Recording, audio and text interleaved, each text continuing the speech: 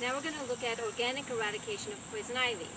I picked out a tree trunk because poison ivy often is at the base of a tree, and it's a complicated situation because of the roots of the tree itself. And here's a nice big tree root, which is going to have poison ivy somewhere around it, and it's a process of discovery. Get rid of the non-poison ivy, and I hold a leaf, try to find the last leaf in the line, because the last one, there it is, allows me to have something to pull. And I'm very gently pulling because there ends up being just hairy roots right here, very small. And now I'm getting a gentle pull and it's not coming up, so I know there's something more substantial. Just a little bit more hairy roots dug in. Now it's crossing another poison ivy vine, this one, or it's joining it. So I'm going to go backtrack and find the beginning of this one, which is underneath a root of something else. I don't think this is a poison ivy root, but the vine itself is going under this. And here's the top, so I will just slide it out from under that one. And there we have the two ends. Now I have more access, freedom of digging around it without cutting into any of the poison ivy. And there's a root right here. I can see it. I can feel it with my fingers, pull on it. And that tells me just where it is. And I pulled it up.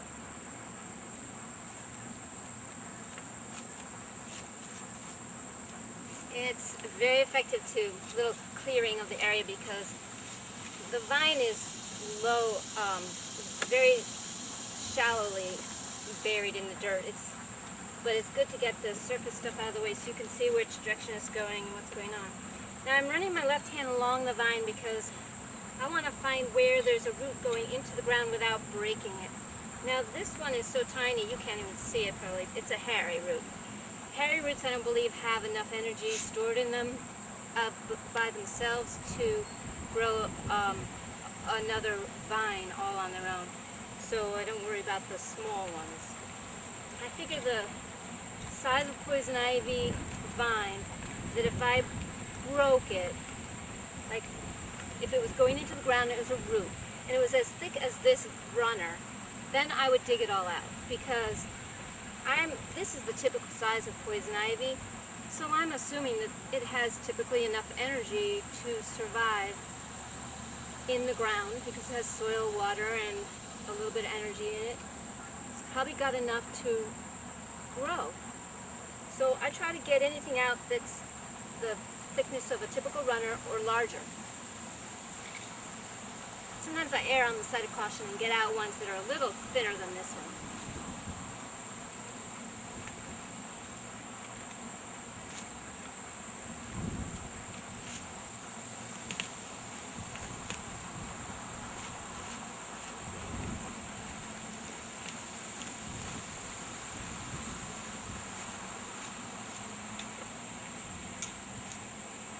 It's nice that so far we've avoided having to dig deep right around this root because it's so big. It would have been a challenge to get the ivy out.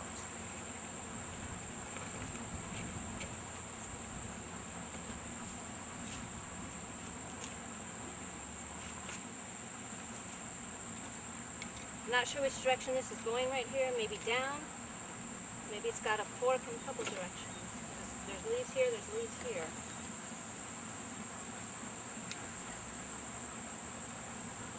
So I can't quite get to it. I'm going to follow along here. Ah, nice and loose. I like that. Now I can get to it from this side. There's another vine right here. Let's just get it out of the way also. Go down to the end where it's going to be a little looser. When I'm in the middle of the vine, it's tight here, it's tight there. It gives me less freedom to access the root that I want to get out. So I'm going to follow up a little bit.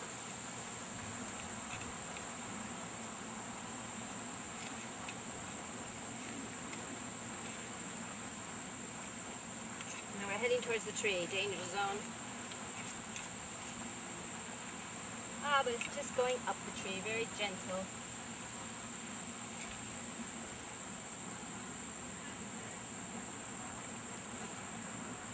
And right here we have a stubborn root. It's thick. It's going in 4 directions. Right here there's a junction, and the junction is a little bit thick, full of energy stored like a tuber. And some of the vines, one of them is a little bit thicker. 2 of them are thicker than the typical runner size. So these are a little bit more established.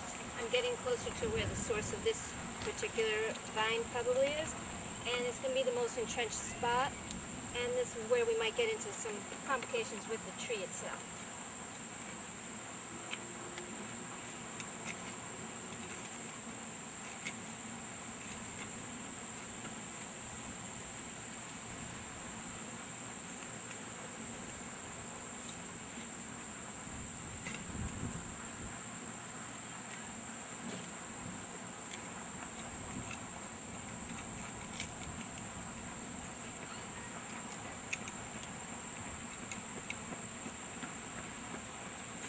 Here it goes. I haven't got the source of this, what's going on right here, but I do have another vine going off. So I'm going to work on the smaller ones, clear the area.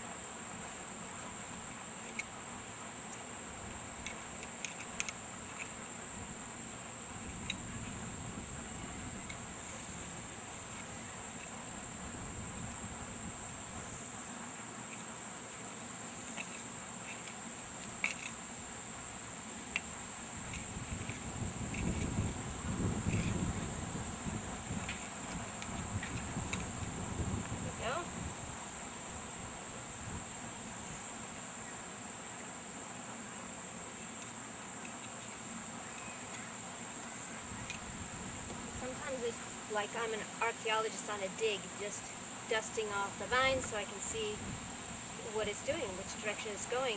I don't want to be just wildly digging in there and cutting a vine, sometimes not even knowing it.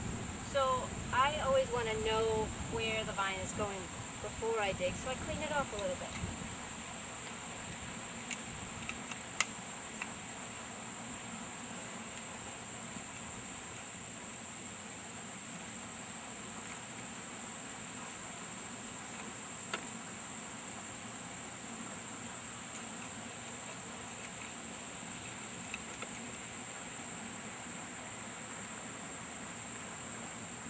Yeah, I think I broke the vine right there, and I found where I broke it off of, so I can continue to follow it.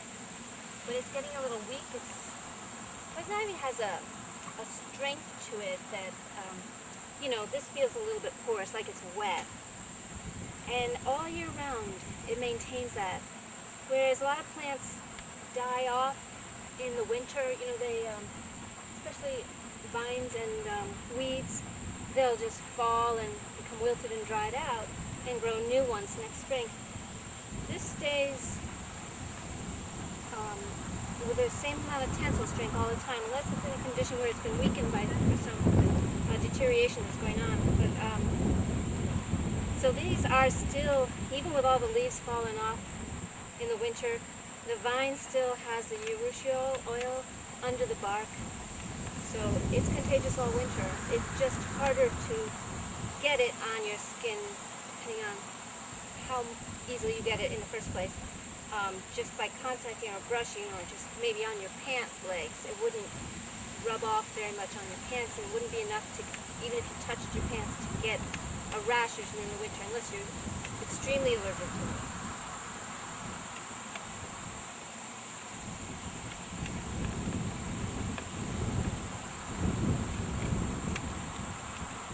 Alright, so I'm working away here. It takes time.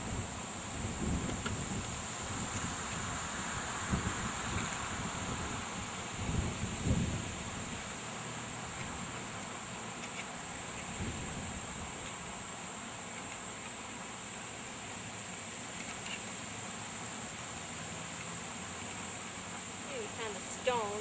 It gets very complicated at a tree stump. It's so tight that all those little corners, those spots I have access to. I'm limited by what angle I can dig at.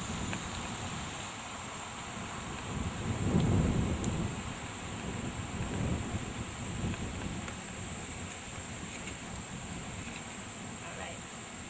Got the end of that one. It's not very big. We'll go back to where it has a junction and 4 things are coming off. There's a few other vines in the way.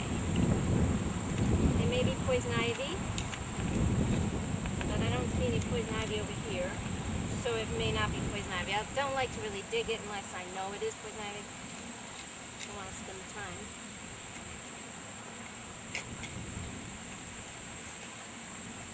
But this one I know is poison ivy because it's connected to this, connected to this. Sometimes I do that, I back up. Am I really working on poison ivy? Just to make sure.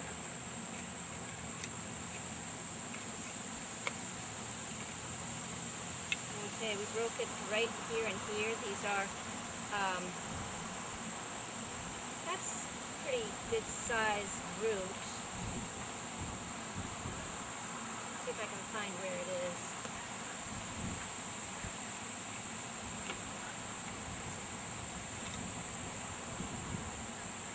This is poison ivy, so I have to follow where I broke that before I lose track. Here it is. Stick it over here to the side.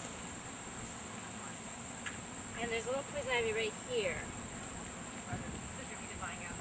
So I've got some leaves right here. I know that I will be able to find this one again. And there's the break. That little white piece right there is what I broke off from this right here. You can see how they're similar shape and size. So I know I've got leaves on this one, leaves on this one. I can leave those for a minute. And I don't want to be trampling on here and lose this leaf here. It's very tiny.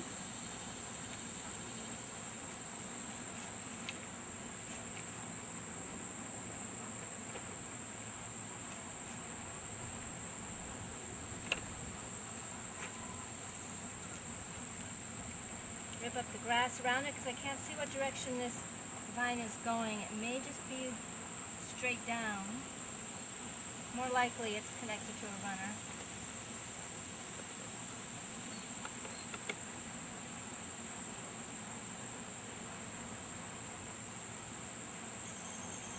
I'm just gently lifting the earth a little bit so I can see it, get it looser, so I can handle the vine. And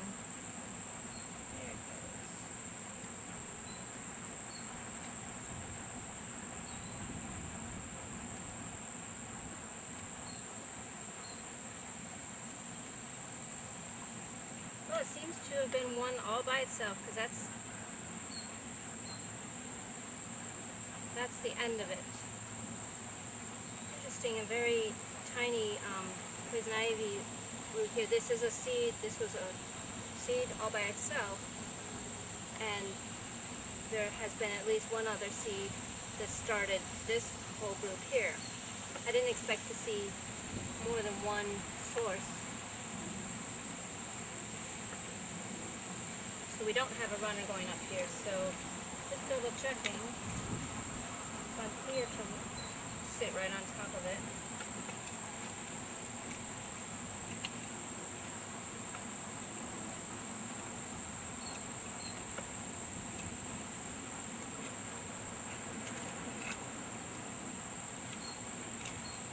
This one is going that way. I can feel it with this pointer finger here. It's going up this way.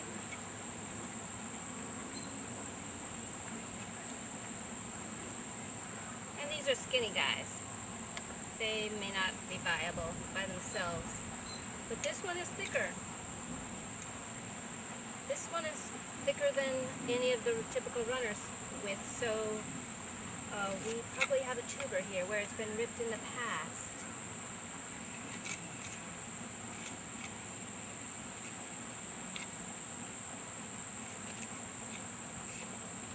And once they're thicker, they go down deeper, they're harder to remove.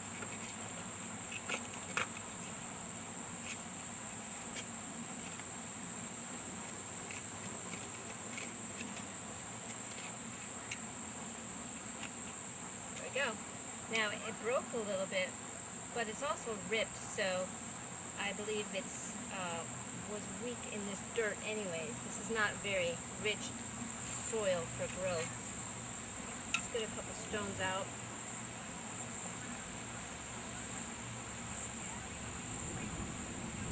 And because I ripped it down right there, I'm just going to tap the air out of the dirt.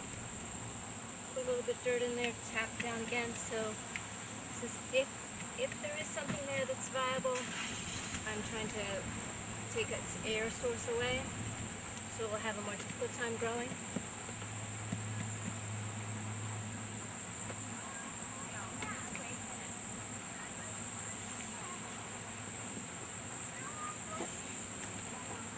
There we take the little runner off there, and we've got that end loose, which is good.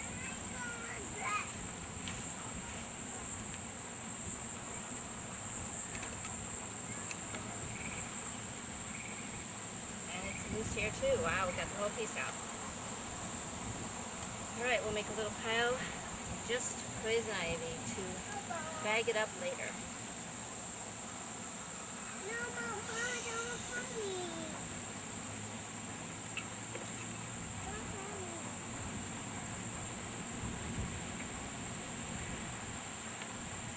Back to where we have some leaves, so we know we're working on poison ivy.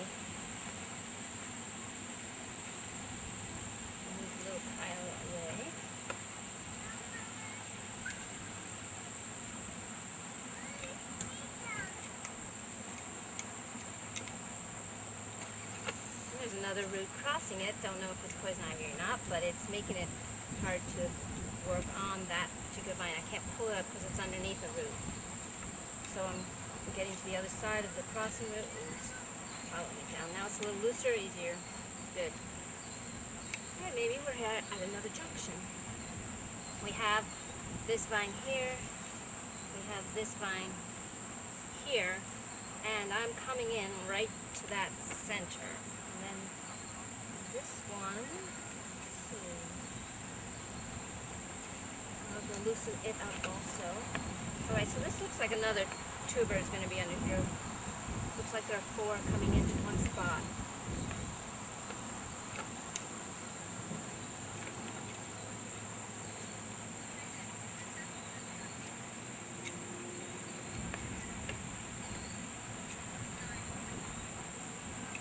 Get this a little looser, so I'm going to take it out from under the vine that's trapping it here. Ah, I see we have one more. It's dug in there. Pulling.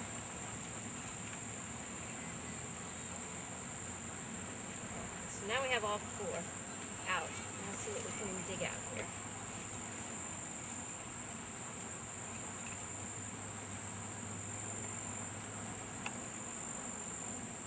There's other roots going by, and you can't always tell that they're actually attached to the poison ivy and are poison ivy themselves. They may not be, but this one is. It's got a poison ivy leaf. Here it is. So there's 5.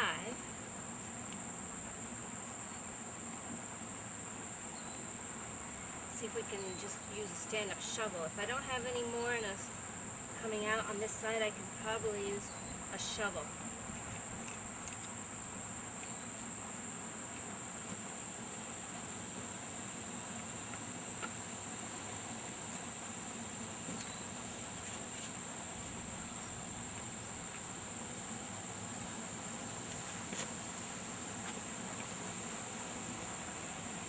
For the shoveling, I don't like to just go shallow and lift up too much. I like to get down as far as I can, straight down.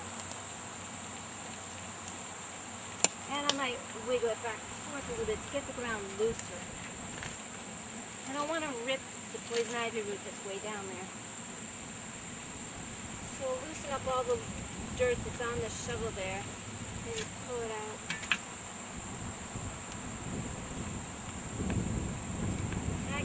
See a little bit better where this root is going, what direction it's traveling. Oh, it's big. It's a good size. This has been cut many times.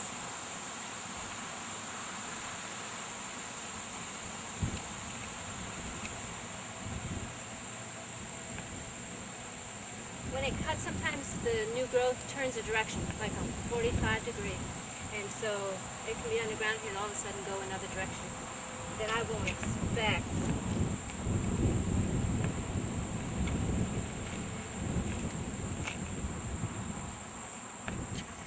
These shovels, this trowel is great. It's called a fine pointed trowel. When I dig down, and even if I bend like this with leverage, chances are it'll skip and miss the vine itself and won't break the vine. But it has a sharp enough edge that I can, hit this and cut it. So it cuts through dry, compact soil that's hard to get in, it's gravelly, and it doesn't ever, the tip is never broken. And it scoops dirt out fairly efficiently.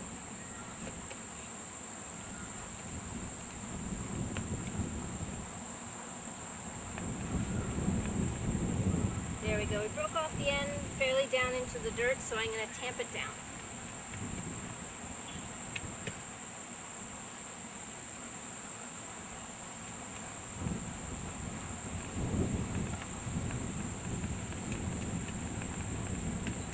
But I know I'm going to be digging a little bit more with this shovel anyways, probably destroying that little tamping I just did. But yeah, I think we're ready for another shovel dig.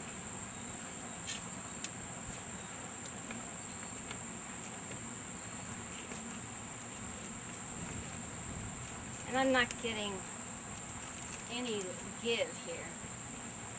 It's not a rock, maybe a tree trunk, more likely. So if it's going to a tree trunk, it's probably turning and following along the side of the tree trunk. Let's just break the dirt up above the ground, see where else we can see where it's going.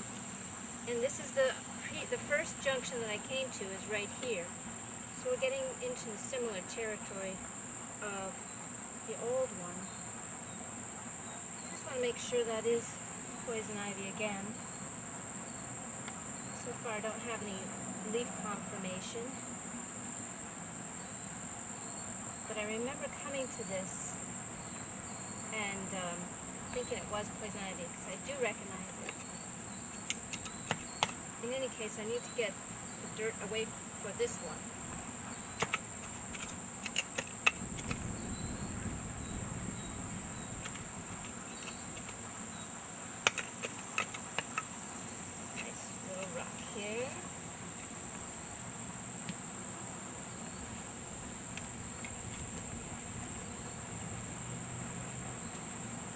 Try digging again. Maybe if I go to a different quadrant, I can slide like on the side of the tree root. Again, there I can go down a little bit. Going this way keeps me from breaking the root, but loosens the dirt.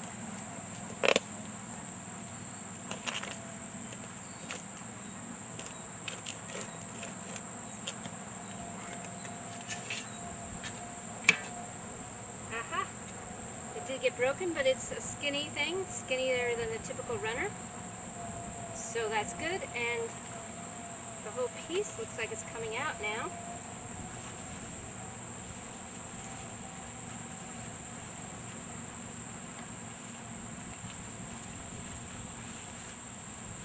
And I'd like to show you what it does when it's been cut. It was cut right here at this top here. That was the original vine that ran out from that little knob, and it was alive and well. And then it got cut, and so these grew.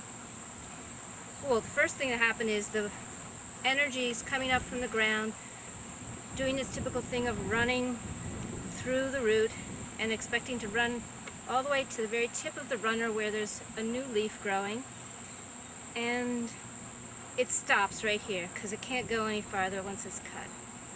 So if it's all stopped here, the energy doesn't know it at first. It's coming and coming, and it just builds this tuber full of stored energy for new growth in the future. And this is what it decided to do, grow all these out. And in addition, the tuber, extended, got big, and it decided to put out a few more roots as well. Because what else does it have to do with its energy but grow leaves and grow roots? So it's doing both. And these roots are a little thicker than the normal root. And in some tubers, these roots go down as a tap root.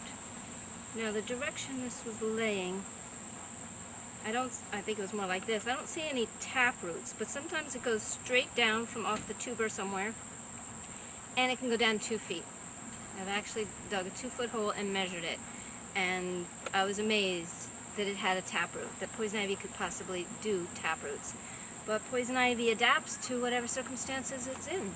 And if it's been cut, that's its new circumstance, and it deals with it just fine, very adequately. It's very versatile, it's a survivor, and it's very interesting because of the variety. Every property is different that I go to, and different things about it. The leaves have a consistency on a property, or the color of the root has a consistency in a certain environment on that property. And then the treatment that humans have done, like cutting it, that eyes can see in a consistent manner on a property. So there's a lot of variety because every property has slightly different environment. And this has been fascinating. I hope you have liked it too.